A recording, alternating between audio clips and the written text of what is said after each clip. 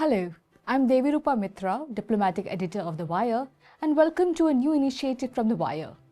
In this series, we'll be speaking with voices from the ground, experts, activists and analysts from India's neighbourhood, both near and extended, on issues that directly impact our region and our country.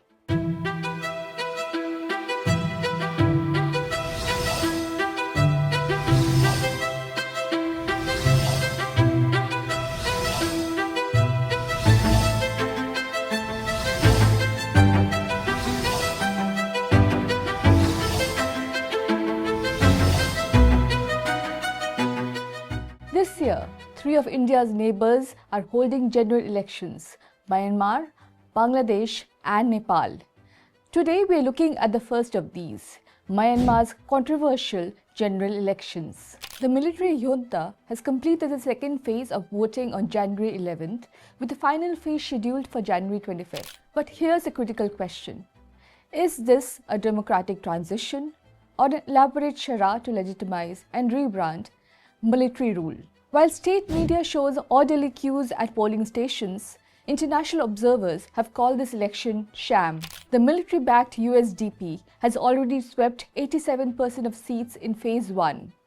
Aung San Suu Kyi sits in prison with a 27-year sentence, and across much of the country, a brutal civil war continues to rage.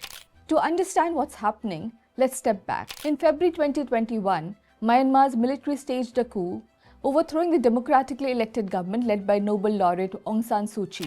The coup triggered widespread resistance, devolving into a brutal civil war that has killed an estimated 90,000 people and displaced more than 3.5 million. The junta promised elections within 2 years, but as violence spiraled, these promises kept getting delayed until December 2025, nearly 5 years after the coup. The elections are being held in 3 phases. To understand the scale, Myanmar has 330 townships. These are the basic administrative units of local governments, similar to districts or counties in other countries. Each township typically contains several towns and villages. Phase 1, held on December 28, 2025, covered 102 townships. Phase 2, on January 11, 2026, covered 100 townships. And Phase 3, scheduled for January 25, will cover 63 townships.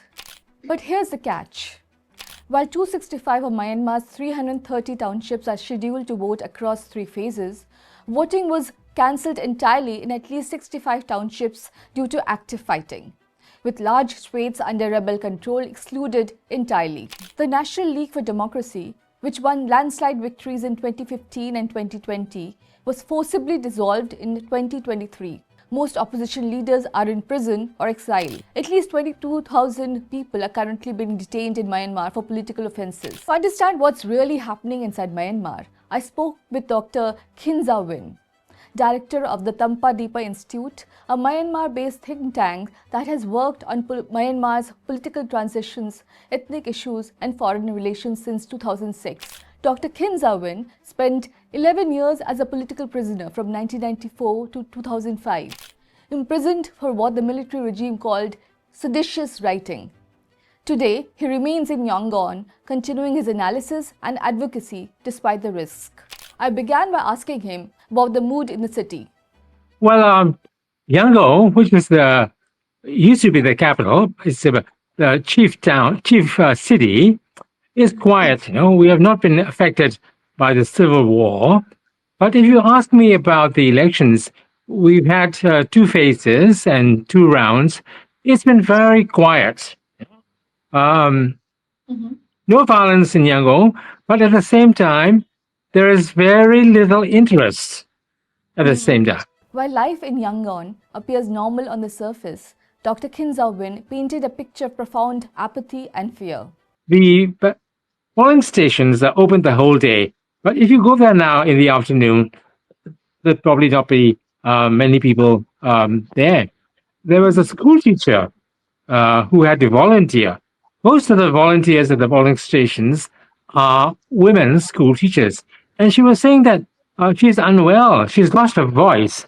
And she has aches and pains all over her body. And she's suffering a lot. So That's the way they are. They have to sit there the whole day and wait for the voters to come. The military claimed a 52% voter turnout after the December 28 vote. After phase 2 on January 11th, Mandalay region's chief minister claimed turnout was even higher. However, Al Jazeera reported local officials estimating about only one-third turnout. But many observers said that's too high, you know? So 52% is high, so what's the real one? So let's listen to what the non-military political parties have to say. There are 6 parties contesting nationally, 2 from the military and 4 from others. And the candidates, they did very badly. They said that the voter turnout was as low as 30% or even 20%. So if the outcome is predetermined, if there's no real opposition, why hold this election at all? And why now? No, this is not a transition. This is the means for the military junta, the regime, to legitimize itself, you know, and reinforce its hold on power.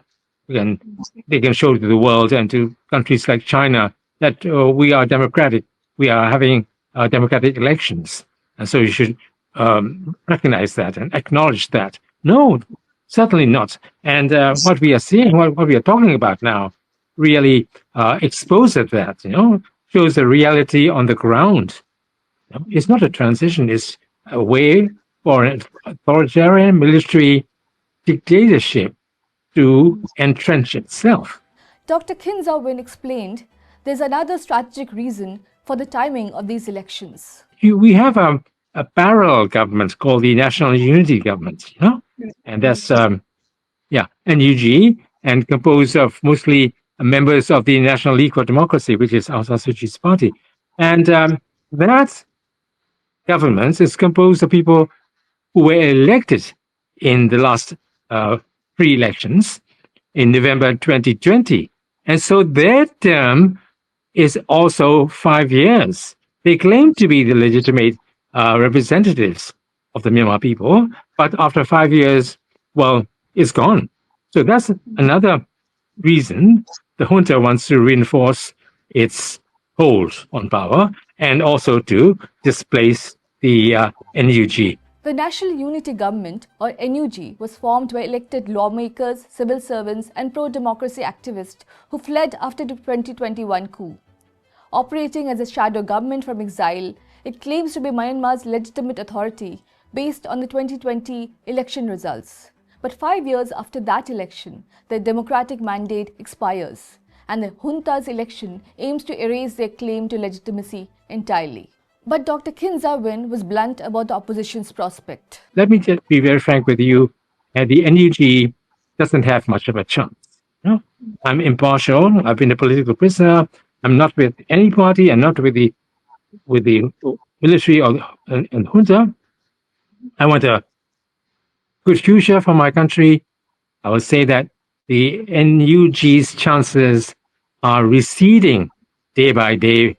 To understand why this election is happening now and why the opposition's momentum has stalled, we need to talk about China. In late 2023, the junta appeared on the brink of collapse. Operation 1027, a coordinated offensive by the Three Brotherhood Alliance, overran over 150 military bases, seized large territories in northern Shan state, catching the military off guard. But by early 2024, China intervened decisively. Beijing brokered ceasefires and pressured ethnic armed groups along its borders to stop fighting. The powerful rebel group, the United Wa State Army, buckled to Chinese demands and agreed to stop supplying weapons to other opposition groups. When the strategically important city of Lashiao fell to the Myanmar National Democratic Alliance Army in August 2024, Chinese officials personally oversaw negotiations for his return to junta control in April 2025 without a fight. Chinese Foreign Minister Wang Yi pledged $3 billion in assistance to the junta in August 2024, with funds specifically earmarked for the census and these elections.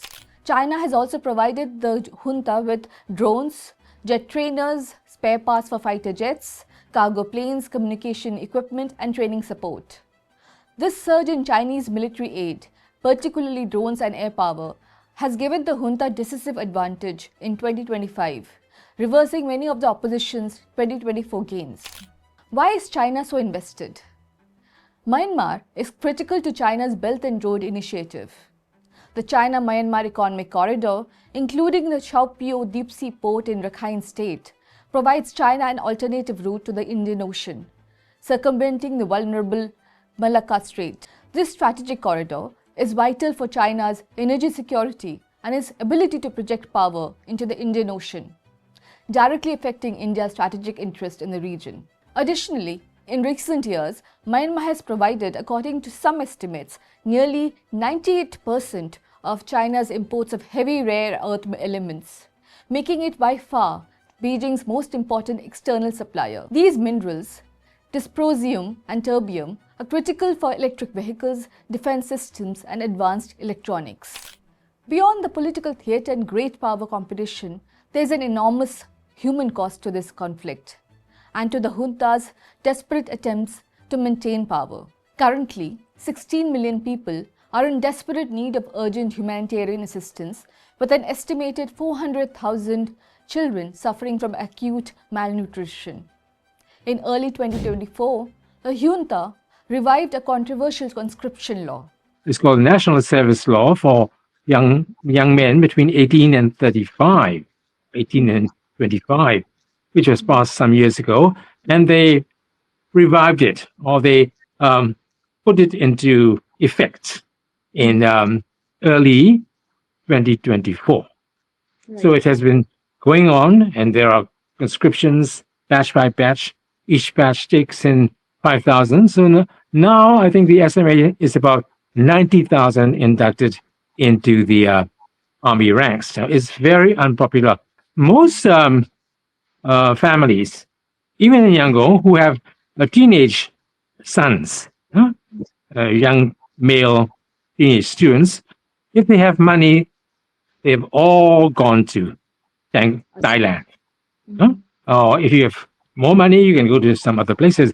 But the main destination in bulk is Thailand. So luckily, a place like Thailand exists. The war has created a deeply unequal society. In the poorer suburbs and on the outskirts, this war impacts the poor people, the low-income people, the rural people disproportionately. For the middle class and people are going to Bangkok for shopping. Not all the flights are full. So there's a very unequal situation, which I don't like. The economic situation is dire. According to the World Bank, Myanmar's economy is projected to contract by 2% this fiscal year. Inflation remains above 20%, crushing household budgets. Firms operate at reduced capacity due to labor shortages from conscription and migration and frequent power outages. Public debt stands above 60% of GDP. So what happens after Phase 3 on January 25th? Parliaments will be convened in March. All the people who were elected in this election will be convened in Naypyidaw in March. And in early April, a new government will be formed. And that's the normal timetable for every election in Myanmar. So by April, and that's also the month of the Myanmar Burmese New Year, we will have a new government.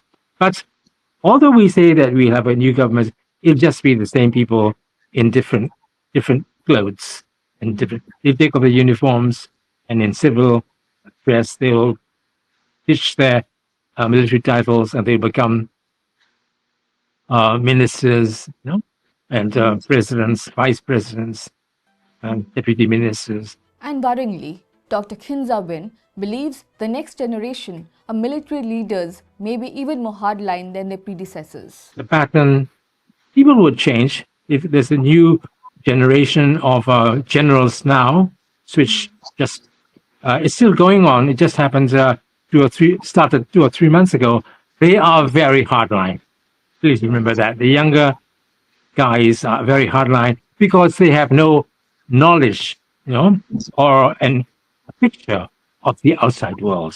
The same thing happened with the intelligence. We thought Kim Yun, who was ousted in 2004 was bad enough.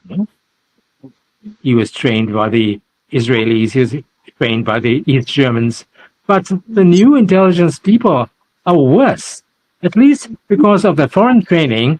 The intelligence officers who arrested and interrogated me at least had a method, a system. The guys now interrogating the young people who've been arrested are brutes, and many people have died from interrogations. In my time, that was very rare. So that's a difference. The same would apply to the general rank and file, regular army officers and generals. So it's going to be a turn for the worse. So we better be prepared for that. I'm sorry to have to say this. Now, why should Indians care about Myanmar's election? Because what happens in Myanmar doesn't stay in Myanmar. It directly affects India's security, economy, and strategic interests. India shares a 1,643-kilometer land border with Myanmar through its northeastern states: Arunachal Pradesh, Nagaland, Manipur, and Mizoram. The instability has impacted major connectivity projects like the India-Myanmar-Thailand Trilateral Highway and raised concerns about cross-border insurgency and trafficking. But India's response to these elections has been notably ambiguous. Since the 2021 coup, India has generally aligned with the ASEAN 5-point consensus, a framework agreed upon in April 2021 by ASEAN leaders that calls for an immediate cessation of violence, constructive dialogue among all parties, appointment of a special envoy, humanitarian assistance, and access for the special envoy to meet with all parties in Myanmar. This consensus has been ASEAN's main reference point for addressing the Myanmar crisis, though it has achieved little substantive progress.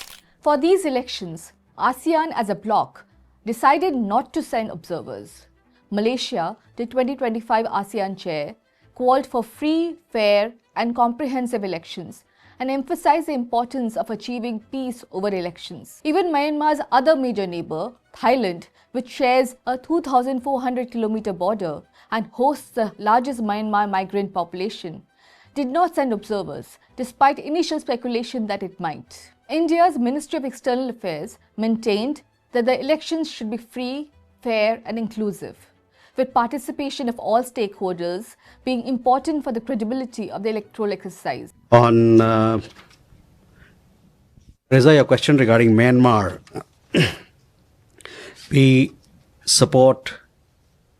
India supports transition to democracy in Myanmar and is of the view that participation of all stakeholders is important for the credibility of the elections, the electoral exercise that is to happen there.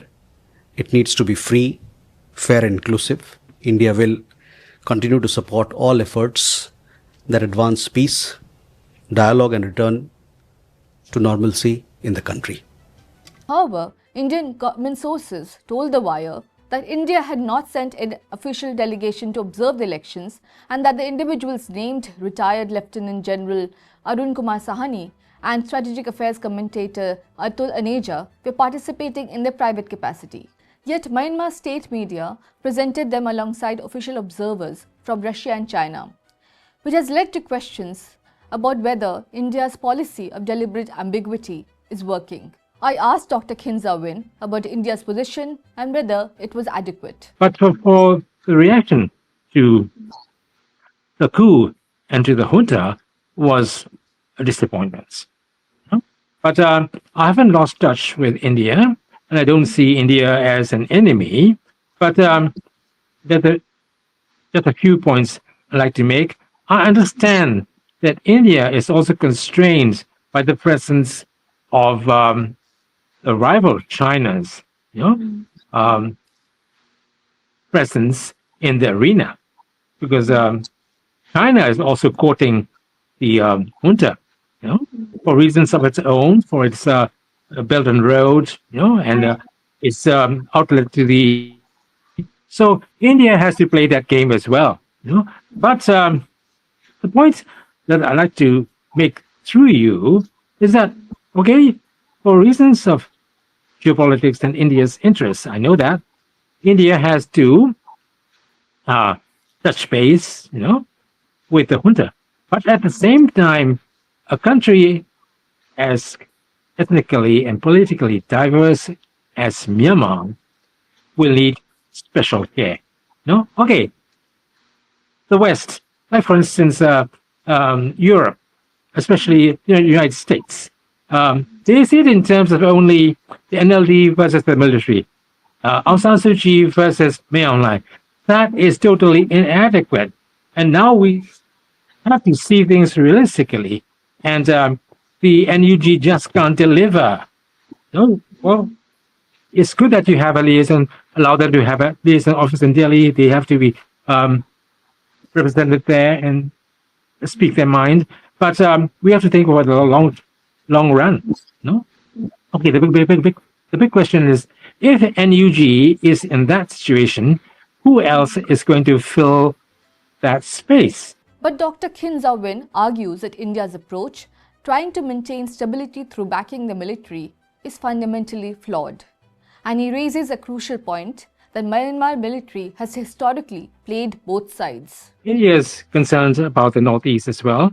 Now, we talk about India's borders with Myanmar. We're not talking about Myanmar alone. We're talking about India's northeast as well.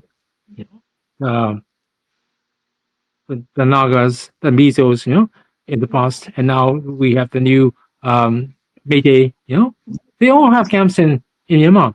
And for a very long time, the Myanmar military junta, this one and the ones before that, was playing that card. They had relations with the Indian government, they had relations with the Indian rebel groups. And there was an exchange and a trade in weapons and drugs going on. So it's a very, in the past, a very lawless border. And now the war has reached that place. Dr. Khin Zaw Win believes India needs a more nuanced approach. I think stabilizing that area and beefing up the economy is also one of the keys to a better future for India's northeast. It's not just Myanmar, it is not just the highway to ASEAN. So it's something existential for India as well. And I don't think India is doing well enough in that regard, So you have to, like when I said diversify, it's a very broad term. You have to touch base with all the people there. People don't hate India and have a negative impression of India there. I mean, if we can bring prosperity, if we can bring stability. He asserts that India has more leverage than it realizes, but it needs to be deployed more strategically and comprehensively. A lot of naval officers and air force officers are receiving training in India, and some of the hardware comes from there. And like I mentioned, that little thing, it may not be very impactful or whatever. Pharmaceuticals, medicines, that kind of thing, that India provides cheaply, produces cheaply and in abundance. No other country can do that. Even in China, people say that, oh, India produces better anti-cancer drugs than we do. And our people have to buy those anti-cancer drugs from India. That kind of thing, And please do that, I think, in a very strategic way. Don't just think about the West and the Middle East and all that. As the third and final phase of Myanmar's election approaches on January 25th, the outcome is already determined. The military-aligned USDP is on track for a landslide victory. Parliament will convene in March, and by April, Myanmar will have a new government. One that looks democratic on paper, but remains firmly under military control. China has made its strategic choice, funneling in billions of dollars and providing critical military support to ensure the junta's survival. Should India mirror the Chinese approach, or as Dr. Khin Zaw Win emphasized, deepen its understanding of Myanmar's complex ethnic and political landscape and deploy its not-so-shabby leverage? India has made some initial tentative moves towards reaching out to the ethnic groups. In February 2024, a delegation led by Rajya Sabha member K1 Lal Vena crossed into Myanmar and met with Arakan Army representatives Nepalitwa to discuss the stalled Kaladan project. Then in November 2024, India's Ministry of External Affairs reportedly held separate confidential meetings with the National Unity Government and other rebel groups operating near the India-Myanmar border. But the question remains, are these contacts substantial enough, or are they too tentative to make a real difference? China has been cultivating relationship with ethnic organizations for decades. India's engagement, while a step forward, may need to be far more sustained and strategic to effectively protect its interests and shape outcomes in a fragmenting Myanmar. That's all for this episode. Stay tuned for more voices from India's neighborhood, bringing you perspectives that matter. I'm Devirupa Mitra for The Wire. Thanks for watching.